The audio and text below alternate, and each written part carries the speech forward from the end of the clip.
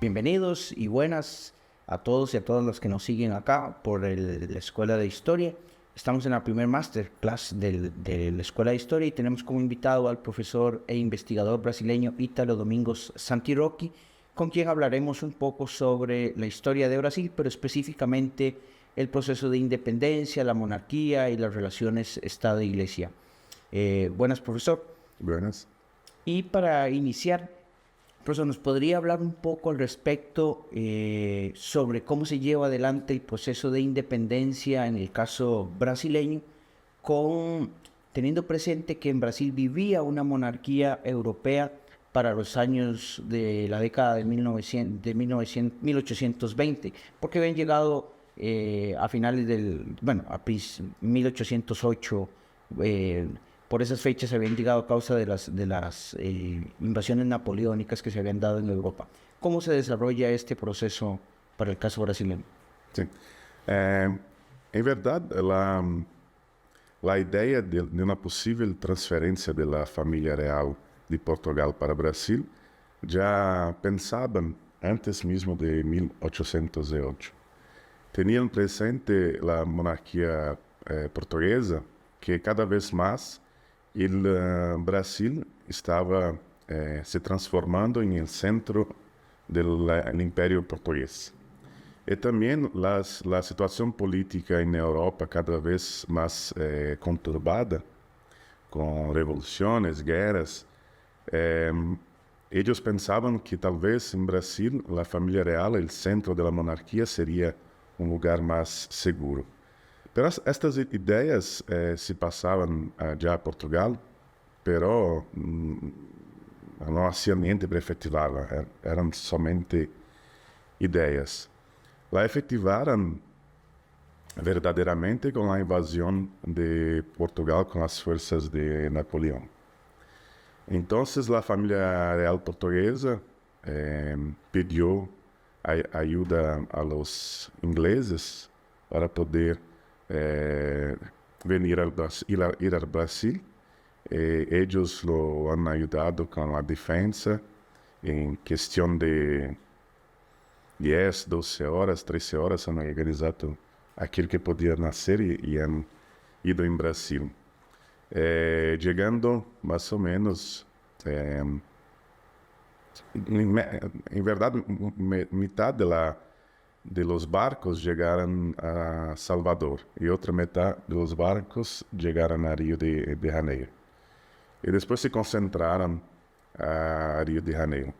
Es estado una transformación muy grande, porque Río era una ciudad pequeña y llegaron más o menos 15, 20 mil personas de Portugal.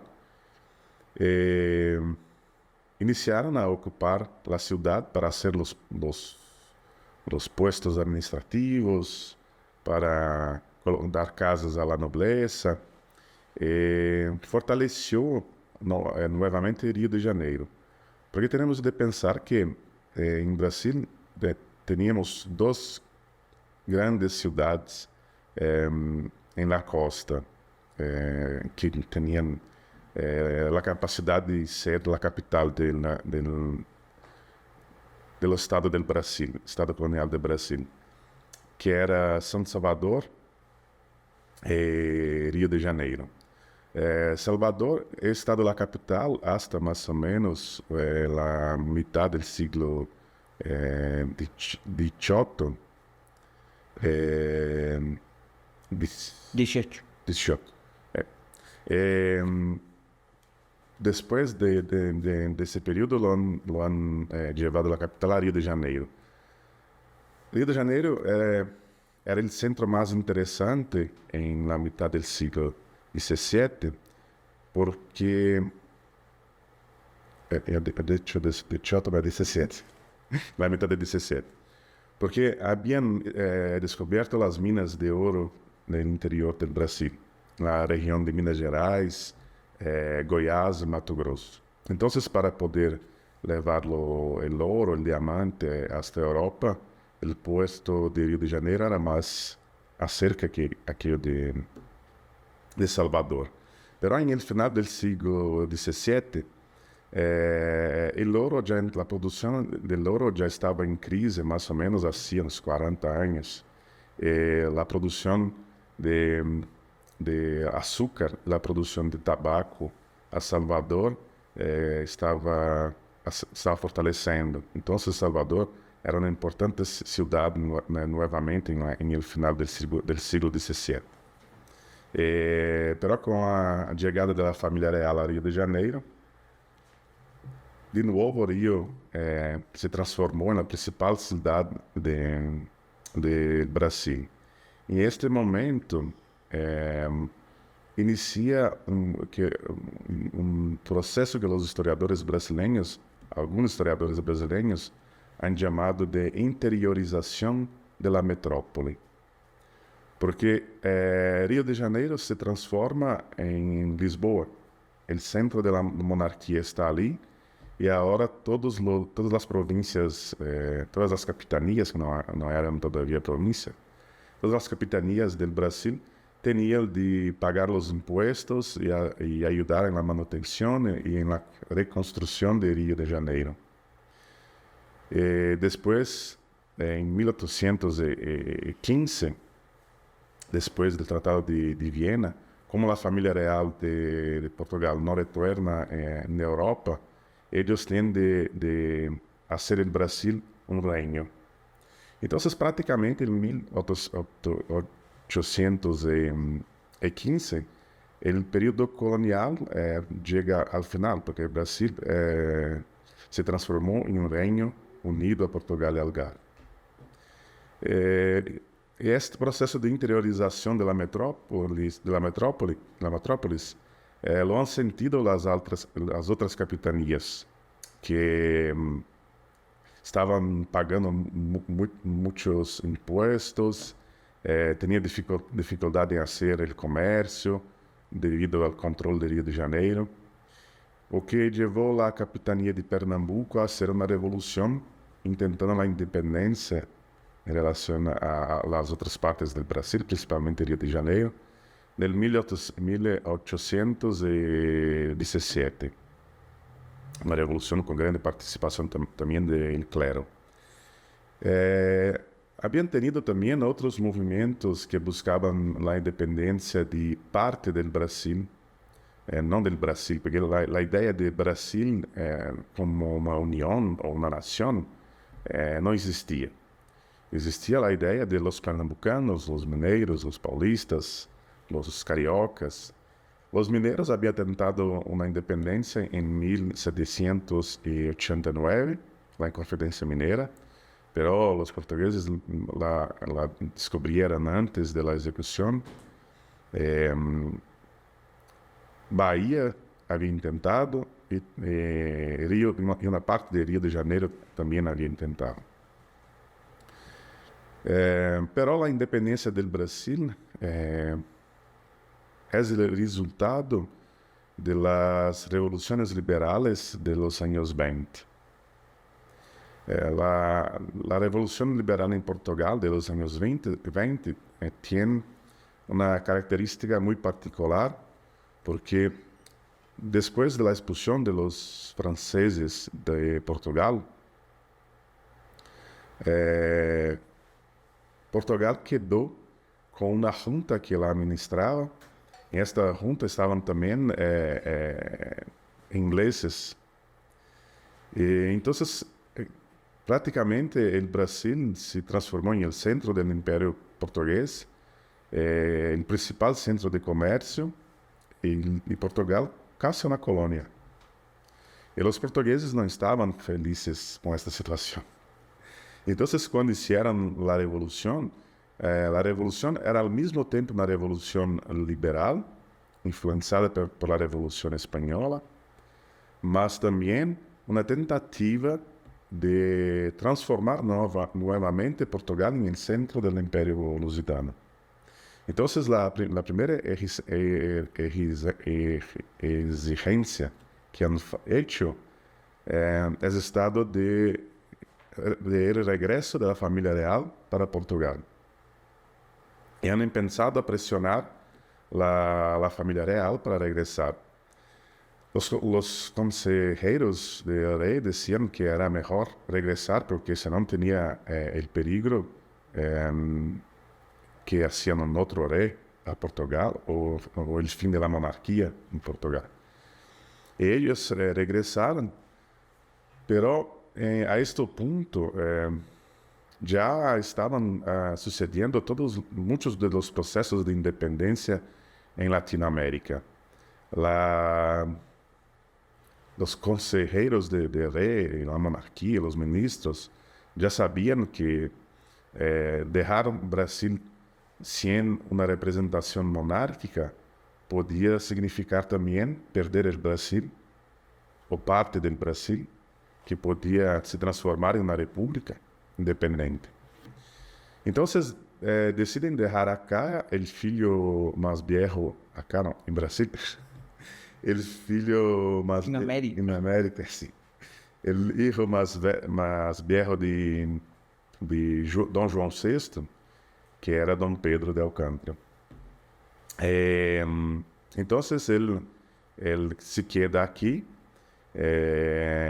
con sus hermanas, Dom João, Dom Miguel, el segundo filho, partem para Portugal. Empieza entonces el proceso de formación de una constitución que sería la constitución de todo el Imperio Lusitano. Los brasileños empiezan a hacer las votaciones para enviar los diputados brasileños para la Asamblea Constitucional. La revolución transformó las capitanías en provincias,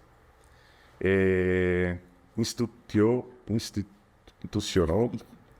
Sí. las juntas de gobierno que también debían ser eleitas.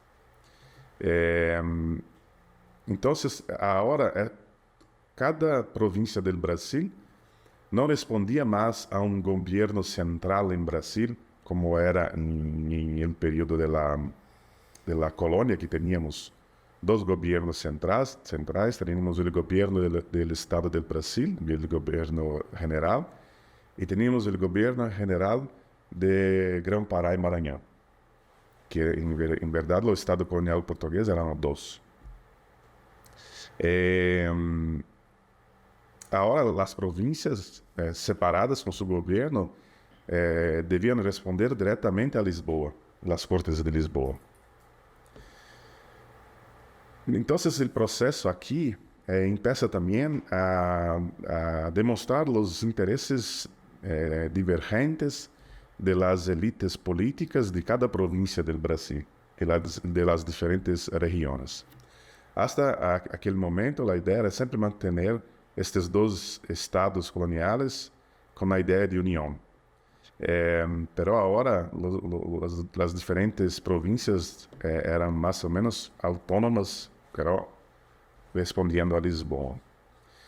Entonces, de diferentes maneras, empezaron a elegir sus diputados y los enviaron a las Cortes de Lisboa para decidir cómo sería este nuevo Estado liberal en el Imperio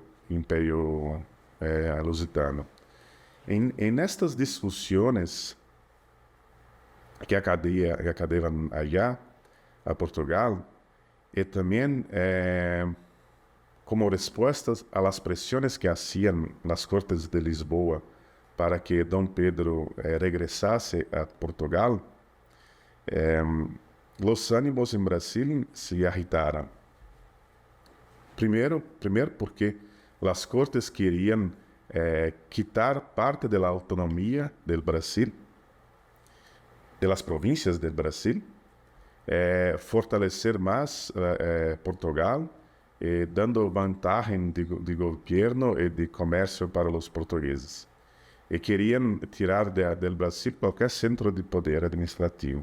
Dom Pedro y las élites de São Paulo y Rio de Janeiro, entonces empezaron a proponer una monarquía dual, primeramente. Querían que el Brasil fosse un Reino Unido, pero autónomo, pero sempre unido con Portugal. Pero vendo que não era possível, cada vez mais os ânimos se exaltaram e começaram a pensar em la independência. O apoio de São Paulo, Rio de Janeiro, Espírito Santo e outros estados do sul. Então, Dom Pedro declara a independência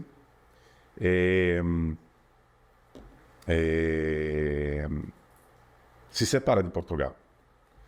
Pero não todas as províncias brasileiras seguiram Dom Pedro e Rio de Janeiro. Muitas províncias queriam quedar junto com Portugal. Queriam quedar junto com Portugal porque tinham interesses de comercial e proximidade muito maior com Portugal. Qual foi o caso de Bahia, de Piauí, Maranhão, Grão-Pará e a província cisplatina, que depois se independentiza e se transforma em Paraguai.